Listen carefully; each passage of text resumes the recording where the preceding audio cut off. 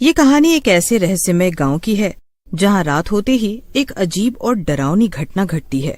ये गांव खरौंदा अपने शांत वातावरण और सादगी के लिए जाना जाता था, लेकिन पिछले कुछ वर्षों से इस गांव में एक अफवाह फैलने लगी थी कि जंगल की तरफ एक पूंछ वाला आदमी घूमता है जो इंसानों की तरह दिखता है।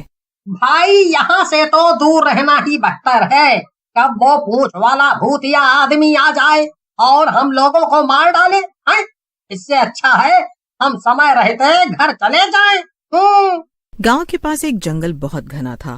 गांव के लोग दिन में तो उस ओर लकड़ियां काटने चले जाते थे, लेकिन सूरज ढलते ही वो रास्ता बंद हो जाता था। एक रात एक किसान रघुवीर, जो खेत में देरी से काम कर रहा था, वापस लौटते हुए अचानक किसी की तेज चाल और जमीन पर घिसटती कोई चीज सुनने लगा। आज तो बहुत रात हो गई काम करते हुए। कौन है यहाँ पर? भोलू, क्या ये तू है? क्या तू भी यहाँ आया है? अच्छा हुआ तू आ गया। आज खेती करने में देरी हो गई थी और वैसे भी डर लग रहा था उस पूंछ वाले भूत का। जल्दी बाहर आ, साथ में घर चलते हैं। रघुवीर अपने आप में ही बातें करते हुए मग्न था, लेकिन जैसे ही वो पलटा तो देखा कि एक लंबा आदमी झाड़ियों में गायब हो गया। जब उसको कोई दिखाई नहीं दिया तो रघुवीर डर के मारे गांव की ओर भागा और उसने सरपंच को सब बताया। गांव वालों ने इसे एक वहम माना, लेकिन ये शुरुआत थी उस डरावने सफर की जो पूरे गांव को हिलाकर रख देगा। रघुवीर अपनी पत्नी के पास जाता है। सोना, तुम तो मेरी बात मानो। मैं झूठ नहीं बोल रहा हूँ और ना ही ये कोई वहम है। मैंने सच में पूंछ वाला भूत देखा था। वो झाड़ियों में भाग गया मुझे देखकर। वो सच में वही था। मैं सच कह रहा हूँ। तुम मान रही हो ना?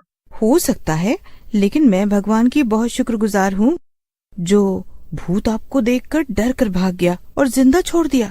सोना के चेहरे पर एक चिढ़ाने वाली मुस्कान थी। तुम भी नहीं मानी ना कि वो सच था? रघुवीर अगली रात फिर देर से आता है। कहाँ है तू भूत? अरे सामने आ। कल तुझे छोड़ दिया तो चैन नहीं आया। मुझे मुझे माफ कर दो, लेकिन मुझे बस गांव वालों को यकीन दिलाना था कि तुम सच में हो यहाँ। अब तो मैं तुझे नहीं छोड़ सकता। भूत उसको मार देता है और उसके शरीर पर पूंछ के निशान बना देता है। आज तो बहुत देर हो गई है उन्हें। कहाँ रह गए हैं ये? सोना अब टेंशन में आ जाती है। उसको लगने लगता है कहीं वो खुद को कुछ कर ना ले। सोना सरपंच के घर जाती है और रोते हुए बोलती है, सरपंच जी, देखिए ना, वो अब तक घर नहीं आए। मुझे लग रहा है वो हम सबसे नाराज हो गए। सरपंच सबको काम पर लगा देता है। अब सब रघुवीर को ढूंढ रहे होते हैं। रघुवीर की लाश मिलती है जंगल में, जिसको देखकर सोना बहुत रोती है। मुझे माफ कर देना, मैंने आपकी बात नहीं सुनी। आप सच बोल रहे थे, ये कोई पूंछ वाला ही भूत है जो मेरे पति को ले गया। कुछ ही हफ्तों बाद गांव की एक लड़की विमला अचानक गायब हो गई। उसका दुपट्टा और चप्पलें जंगल की सीमा के पास मिली। पुलिस आई, खोजबीन हुई, लेकिन विमला का कोई पता नहीं चला। हमें नहीं पता ये सब कौन कर रहा है, लेकिन अब हमें सतर्क रहना पड़ेगा, वरना ऐसे ही जान गंवाते रहेंगे। तब तक हम पता लगा लेंगे ये कौन कर रहा है। तभी एक चरवाहे लकड़े ने अपनी बकरी वहीं छोड़ दी। वो उसको लेने गया। तभी उसको एक मोटी पूंछ नजर आई। कौन है यहाँ? अचानक पूंछ हिली।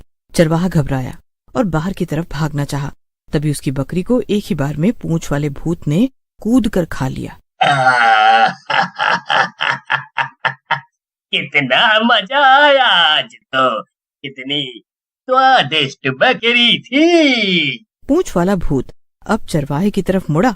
चरवाहा डरा, लेकिन वो डर कर भी भाग नहीं पाया। उस भूत के डर से चरवाहे को दिल का दौरा पड़ा और वो वहीं मर गया। फिर पूंछ वाला भूत उसे भी पेट भर खाता है और मन भरने पर बाकी शरीर वही। गांव में फिर शोर हुआ। मैं बोल रही हूँ वो भूत है, तुम लोग समझो। लेकिन लोगों ने सोचा शायद ये कोई जानवर हो। लेकिन फिर दूसरे दिन गांव के मंदिर के पीछे एक दीवार पर खून से लिखा था, मैं लौट आया हूँ। अब सबके दिलों में डर का माहौल था। सबके चेहरे पर एक डर रहता। गांव की औरतें अब रात को बाहर नहीं निकलती थीं। मवेशी रात में गायब होने लगे। अब तो ना सो पाते हैं, ना ही घूम पाते हैं, बहुत डर लगता है। तुम सब डरो नहीं, मैंने बाबा को बुलाया है। गांव में साधु बाबा को बुलाया गया, जिन्होंने बताया, ये कोई आम आत्मा नहीं है। तो ये क्या है बाबा? ये आत्मा किसी जानवर और इंसान के बीच की यातना से बनी है। इसकी पूंछ इसकी पहचान है। इसे बांधा नहीं जा सकता। इसे केवल उसकी पीड़ा समझकर शांत किया जा सकता है। अब पूंछ वाला आदमी केवल रात में ही नहीं बल्कि दिन में भी दिखाई देने लगा। लोग गायब हो रहे थे। पुलिस ने पूरे जंगल को घेर लिया, लेकिन वो हर बार बच निकलता। फिर एक दिन गांव के स्कूल के पास एक सीसीटीवी कैमरा लगाया गया, जिसमें एक लंबा बालों से भरा भूतिया आदमी दिखा। उसकी पीठ से लटकी पूंछ जमीन तक पहुंच रही थी। शिवगढ़ गांव के लोग उस पगडंडी की बात करते हुए थर थर कांपते हैं। कहते हैं जो भी उस जंगल में गया कभी वापस नहीं आया, और अगर आया भी तो पगला गया। एक दिन गांव का एक नौजवान लड़का सुनील, जो खुद को बहुत बहादुर समझता था, उस पगडंडी पर अकेले जाने की जिद कर बैठा। लोगों ने बहुत मना किया, लेकिन वो नहीं माना। जंगल में दोपहर तक तो सब कुछ सामान्य था, पक्षियों की आवाज, हवा की सरसराहट। लेकिन जैसे ही शाम का समय हुआ, वातावरण बदल गया। अचानक पूरा जंगल शांत हो गया, और तभी सामने की झाड़ियों में कुछ हिला।